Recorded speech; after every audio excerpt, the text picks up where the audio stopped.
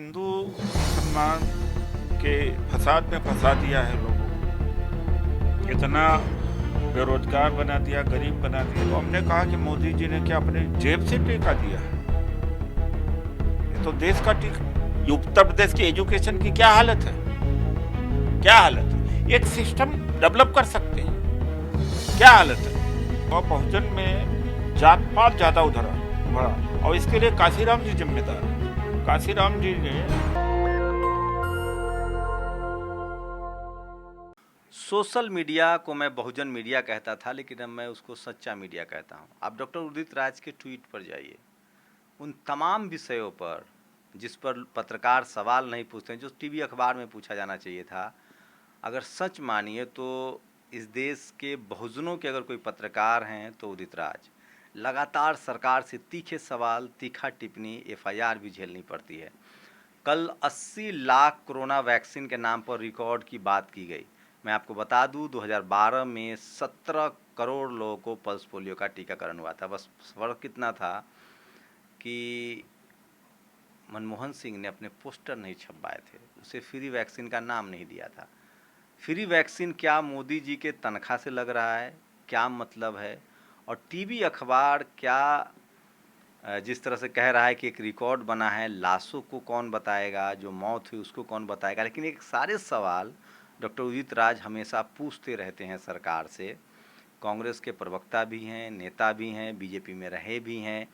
आप इनसे तमाम चीज़ों से इत्तेफाक रखिए न रखिए, दो ही चीज़ हो सकता है, या तो आप इनके साथ हैं या इनके खिलाफ हैं, इनको इग्नोर नहीं कर सकते हैं। सर, कल 80 लाख का जो इवेंट मैनेजमेंट हुआ, आप लोगों के पास क्या काउंटर है? लोग कह रहे हैं कि कांग्रेस सड़क पर ही नहीं उतर रही है।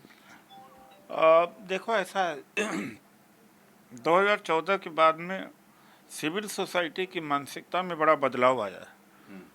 निर्भया वाले मामले में देखा होगा कि सिविल सोसाइटी, मिडिल क्लास सड़कों पर आया, पॉलिटिकल पार्टी सड़कों पे नहीं आई। और इसको जो हिंदू मुसलमान के फसाद में फंसा दिया है लोगों को, इतना बेरोजगार बना दिया, गरीब बना दिया कि पेट भरने में लग गए लोग। तो जो मध्यम वर्ग था, सिविल सोसाइटी था, उसको भी आना चाहिए। पॉलिटिकल पार्टीज की तरफ से भी खामी है, क्योंकि ईडी, सीबीआई, इनकम टैक्स और अदालत, सबका इतना डर और भय बैठा दिया गया था कि वो हड़बड़ा गए। क्योंकि पहले का जो माहौल था जिसमें वो काम करते थे, वो डेमोक्रेटिक माहौल हुआ करता था, चाहे पक्ष विपक्ष। तानाशाही के माहौल में वो समझ नहीं पाए और सबकी रिस्क लेने की क्षमता नहीं है। लेकिन जैसे कल शिवराज चौहान जी कह रहे थे कि मोदी जी ने टिका दिया, तो हमने कहा कि मोदी जी ने क्या अपने जेब से टेका दिया है? ये तो देश का टीका है। और 140 करोड़ की आबादी में इतने ज़्यादा मैन पावर है, मानव संसाधन है, कि एक दिन में 20 करोड़ टीका भी लग जाए तो कोई बड़ी बात नहीं है। कौन सी बड़ी बात है? 60 लाख, 80 लाख कौन सी बड़ी बात है? चीन ने तो 2 करोड़ लगा दिया एक ही दिन में। तो लोग कहते हैं कि इतना बड़ा देश है, तो इतना बड़ा देश है तो मैन पावर भी तो है। अब जापान, साउथ कोरिया या देखा जाए सिंगापुर या और दूसरे देश में, वहाँ मैन पावर ही नहीं है, लोग नहीं है। ऑस्ट्रेलिया में लोग नहीं, कनाडा में लोग नहीं है। अब उनसे तुलना करेंगे तो हमारा तो मैन पावर, ह्यूमन रिसोर्सेज का एडवांटेज है। हम तो एक दिन में पूरे देश में लगा सकते हैं। आपने सही सवाल किया, 2012 में 18,000 करोड़ टीका लगा। 18 करोड़ लगा, और उसमें एक लाइन भी अखबार में और मीडिया में नहीं आया, जो कि पहले के प्रधानमंत्री मनमोहन सिंह जी काम करते थे, प्रचार नहीं करते, ये केवल प्रचार करते हैं। तो 80 लाख क्या है? कुछ नहीं है। ये तो हेडिंग मैनेजमेंट है, कुछ नहीं है। इतने बड़े देश पर आप ये देखिए कि 80 लाख से ज़्यादा तो कर्मचारी हैं इस देश में, 1.5 करोड़ कर्मचारी अधिकारी हैं। तो मैन पावर कितना है इस देश के अंदर, वॉलंटियर्स कितने हैं इस देश में? लेकिन मीडिया मैनेजमेंट कैसे साथ पाएंगे आप लोग? कोरोना में तो कांग्रेस ने अच्छी वापसी की है, खासकर आपके यूथ लीडर ने जिस तरह से लोगों की मदद की वो है। राहुल गांधी की विश्वसनीयता बढ़ी है। आप लगातार SC ST OBC माइनॉरिटी के मुद्दे पर तेज तरार हमला पर खड़े हैं। कोई आगे का रोड मैप क्या है, क्योंकि अब डर लगता है खत्म हुआ है सीबीआई ईडी का। हाँ, इसीलिए कि जो जिन संस्थाओं का इन्होंने दुरुपयोग किया उन संस्थाओं में कुछ जान आई है। हाई कोर्ट्स के कुछ जजेज ने काम अच्छा किया, सुप्रीम कोर्ट के जजेज ने तो काम ज़्यादा अच्छा नहीं किया है, हाई कोर्ट के जजेस किया। दूसरी बात है कि ममता बनर्जी के दृष्टांत से लोगों को ये सीखने को मिला कि डरने की ज़रूरत नहीं है, और जो डर गया वो मर गया, तो उससे भी एक तरह से भय कम हुआ है। और तीसरी बात है कि कोऑपरेशन जनता का जब नहीं रहेगा तो बहुत इतने बड़े देश में बहुत बड़ा नहीं हो सकता। अब कम से कम 50-60 लाख लोग, हो सकता है करोड़ लोग तक कोरोना से मरे होंगे, तो जनता का कोऑपरेशन तो नहीं है। भाग तो अकेले से तो कोई चुनाव जीत नहीं सकता। तो सबसे बड़ा कारण यह है कि जनता का सपोर्ट भी घटा है, और जनता का सपोर्ट बना रहता तो इनका तानाशाही रवैया बनी रहती और फिर दबदबा बना रहता है। अब भाई पुलिस में भी या कर्मचारी में भी, इंटेलिजेंस में भी, इनकम टैक्स में हैं तो समाज के ही लोग, तो उनका एटीट्यूड आक्रामकता का हो या अदालत का आक्रामकता का हो तो कम तो हुआ है। तो कोऑपरेशन अगर चारों तरफ से घटेगा तो क्या अमित शाह मोदी अकेले ही इस देश को डरवा के रख सकते हैं? ये तो मास सपोर्ट था मीडिया के द्वारा झूठ बोल बोल करके, तो उसका भी एक कारण। अब मीडिया का रवैया कुछ बदला लग रहा है। मीडिया का रवैया तो बहुत ज़्यादा नहीं बदला है, थोड़ा बहुत बदला है। अभी भी 70-80% प्रिंट मीडिया और इलेक्ट्रॉनिक चैनल की ही मारक क्षमता है। 20-25% में हम समझ सकते हैं कि सोशल मीडिया इससे ज़्यादा नहीं। सोशल मीडिया ने खेल तो बदला है, लेकिन सोशल मीडिया ने पूरा विमर्श बदल दिया है, डिस्कोर्स बदला है, जैसे बंगाल के चुनाव का बदला है। और कोरोना में रिपोर्टिंग एक अखबार अच्छा काम कर रहे हैं, जैसे दैनिक भास्कर ने अच्छा काम किया कोरोना के बारे में, जो रिपोर्टिंग की है बहुत अच्छी रिपोर्टिंग की। सोशल मीडिया रिपोर्टिंग तो कर ही रही है, तो एक दो अखबार भी उभर करके आए। और संदीप चौधरी हैं जो न्यूज़ 24 के, वो अच्छा कार्यक्रम कंडक्ट करते हैं, और अभी इसका तो है ही है, तो यहाँ से भी कुछ असर थोड़ा बहुत पड़ा है। सर एक सवाल कास्ट एट्रोसिटी पर है। दो ऐसे राज्य हैं, यूपी और राजस्थान, जातीय हिंसा चरम पर है। एक जगह कांग्रेस की सरकार है, एक जगह बीजेपी की सरकार है। देखिए ऐसा है कि राजस्थान में तो पारंपरिक रूप से सामंतवादी प्रदेश रहा हमेशा से, वहाँ तो अत्याचार बहुत मामूली सी बात मानी जाती थी। लेकिन उत्तर प्रदेश में जो जागृति का प्रदेश कहा जाता था, वहाँ इस तरह से दबा देना फिर से तो लगता ही नहीं कि ये जागृति का कभी राज्य रहा है, या कभी दलित की सत्ता रही है, या दलितों का सशक्तिकरण रहा होगा। ये ज़रूर हैरान करने वाली बात है। मैं पूरे देश में देखता हूँ कि एट्रोसिटी जब भी 25-50-100 साल में कम नहीं होने वाली है, लड़ाई लड़ती जा रही है।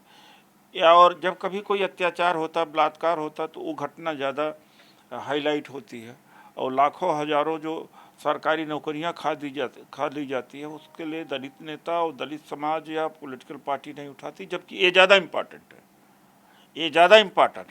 और ये जो अत्याचार है और डिस्क्रिमिनेशन है, सशक्तिकरण से और भागीदारी से ही ख़त्म होगा। तो जड़ तो ये है, बाकी जो ये जो शोषण है इसकी जड़ सरकार नहीं है, ये सामाजिक व्यवस्था है। सरकार किसी की आए कम और ज़्यादा होता ही रहता है और रहेगा। कम्मा है, रेड्डी हैं, जैसे आंध्र प्रदेश में अत्याचार करते हैं, काबू भी कर जाते हैं। अब वहाँ महाराष्ट्र में मराठा भी कर जाते हैं, और हर जगह है जो मतलब है कि डोमिनेंट कास्ट है, लिंगायत है और वोकालिज्ञा है, कर्नाटक में करते हैं। बहुजन प्रधानमंत्री एक सॉल्यूशन है? नहीं, बिल्कुल नहीं होना चाहिए। इस बहुजन कंसेप्ट ने बहुत नुकसान किया है, और तुरंत इसका त्याग होना चाहिए। बहुजन में क्या होता है कि एक बड़ा सपना तो दिखा दिया जाता है, और एक बड़ा आशा या एक बहुत बड़ा आशा की लक्ष्य खड़ा कर दिया, जैसे आरएसएस और मोदी ने किया, राष्ट्रभक्ति, विश्वगुरु, और पाकिस्तान में घुस के मारेंगे। आपकी सुन तो लेते लीजिए आप। तो क्या हुआ कि भागीदारी की लड़ाई दलित छोड़ करके बहुजन के चक्कर में पड़ गया और भागीदारी उसकी चली गई। और क्या हुआ, बहुजन में जात पात ज़्यादा उभरा और इसके लिए काशीराम जी जिम्मेदार है। काशीराम जी ने खुद हर जातियों के संगठन खड़ा किया, कहारों का खड़ा किया, गुजरों का खड़ा किया, कुर्मियों को खड़ा किया, या और आपका खटिक का किया, पासी का किया, सबका। वो तो ठीक है शुरुआत में, लेकिन बाद में क्या हुआ कि जब उनकी आइडेंटिटी दे दी गई तो और यहाँ सम्मान नहीं मिला, तो सबसे ज़्यादा बंटवारा कहाँ है? यूपी में ही तो है ना। एक बात सर, मैं एक मिनट, एक बात, ये बहुजन बहुजन कंसेप्ट से कहने से नहीं होता। इससे क्या है, लड़ाई ठप हो गई है। SC ST OBC माइनॉरिटी आपस में टूट गया। नहीं, टूटा नहीं, लड़ाई खत्म हो गई है। इतना बड़ा एक बात बताइए, अगर उदित राज को कांग्रेस से या मल्लिकार्जुन खड़गे को या बीजेपी के गोपीनाथ मुंडे को प्रधानमंत्री बना दिया, तब भी आपको लगता है कि कोई कास्ट एट्रोसिटी कर जाएगा और वहाँ कार्रवाई नहीं होगी? नहीं, वो कास्ट एट्रोसिटीज तो चलती रहेंगी भाई, कम और बेसी चलती रहेगी। उसका सामाजिक, धार्मिक और आर्थिक रीजन है। एक दिन में उसका पॉलिटिकल सॉल्यूशन धीरे धीरे आएगा। मैं क्या कहना चाहता हूँ, जब ये बहुजनवाद नहीं आया था तो दलित इकट्ठा तो था। 90 के पहले के ही तो सारा अधिकार का लाभ दलित उठा रहा। काशीराम मायावती की वजह से तो नहीं हो रहा है। एक भागीदारी पर सवाल, उदित राज जी, एक भागीदारी पर सवाल। ये आप बहुजनवादी बहुत हैं, मैं बहुजनवादी मैं भी हूँ और बहुजन आंदोलन का समर्थक मैं भी हूँ। आज अब सोचने की ज़रूरत है कि मिला क्या हमें, मिला क्या? एक सपना दिखा दिया, एक इमोशन दे दिया। इमोशन में न आरक्षण की लड़ाई है, न संविधान की, न जाति तोड़ने की बात है। बाबा साहब ने तो जाति तोड़ने की बात थी, इसमें कभी जाति तोड़ने की बात किया हो? बीएसपी ने बताया जाति तोड़ना ही तो है। SC ST OBC minority equal to Bahujan. लीजिए, बहुजन क्या हुआ कि इतना बड़ा लक्ष्य दे दिया, सपना दिखा दिया कि तुम देने वाले बनोगे, तो देने वाले के चक्कर में जो था वो बचा नहीं पाया, वो आगे लड़ा भी नहीं। अब क्या होता है कि बनिया है, ब्राह्मण है, ब्राह्मण की कोई अपनी, ब्राह्मण जिस पार्टी की सत्ता आती वहीं पर वो सट जाता है और अपना काम निकाल लेता है। वही दलितों को करना चाहिए, बार्गेनिंग करना चाहिए। हर पार्टी में जाके बार्गेनिंग करे, जैसे कांग्रेस में बार्गेनिंग करता रहा और कांग्रेस देती रही, कांग्रेस जिंदा रही। लेकिन जब वो गुमराह हुए, अभी क्या करना चाहिए उन्हें, जो आप कहते हैं, बहुत सही बात कहते हैं, अनटचेबल नहीं, मतलब नॉट बिकम पॉलिटिकल अनटचेबल। अभी क्या करना चाहिए, जैसे बनिया वो कर रहा है, बार्गेनिंग करता है, सौदेबाजी करता है, ब्राह्मण करता है, दलित को करना चाहिए, तो 16% वाले सत्ता में आ जाएंगे। चलिए, जाति टूट गई क्या? आपकी पार्टी से जुड़ा एक सवाल है, अभी बहुत ताज़ा मुद्दा है नीट। कांग्रेस की सरकार थी, कपिल सिब्बल लेकर आए। स्टेट में 27% रिजर्वेशन इम्प्लीमेंट नहीं हो रहा है, उसकी वजह से लगभग 11,000। तो ये जो आप एक बार बताइए उदित राज जी, चाहे निजीकरण हो, डिसेंट्रलाइजेशन हो, रिजर्वेशन में ख़त्म करना हो, कांग्रेस ने 10 साल से सत्ता से बाहर है। अगर उसने 60 साल में ईमानदारी से कॉन्स्टिट्यूशन इम्प्लीमेंट किया होता तो लगता है स्थिति और बेहतर होती। उसने बात बताई, कॉन्स्टिट्यूशन से कौन सा इम्प्लीमेंट कर दिया? मायावती जी 4 बार चीफ मिनिस्टर रही। इससे बेहतर तो अरविंद केजरीवाल ने कर दिया कि एक एजुकेशन का सिस्टम दे दिया। एक बात, जो भी इम्प्लीमेंट किया, मैं नहीं कहता हूँ कांग्रेस ने बड़ा ईमानदारी से सर, किया। मायावती ने 150 इंटर कॉलेज खोले, 7 यूनिवर्सिटी बनाई। आप सर जाके ग्रेटर नोएडा में ही, सर मैं काम की बात ही कर, आप सावित्रीबाई फुले इंटर कॉलेज दिखाइए जाके। वैसे वैसे हर जिले में छात्रावास दलितों के लिए। कौन से जिले में है? हर जिले में। छोड़िए, हम सर एक और सुन लीजिए ना, कांसीराम आवास योजना, सिस्टम देना, एक एजुकेशन सिस्टम दिल्ली गवर्नमेंट दे पाई। हम सब दिल्ली, जो आम आदमी पार्टी तो हमारी नहीं है ना। नहीं है, मैं एग्री हूँ। 98% आया है रिजल्ट बोर्ड में।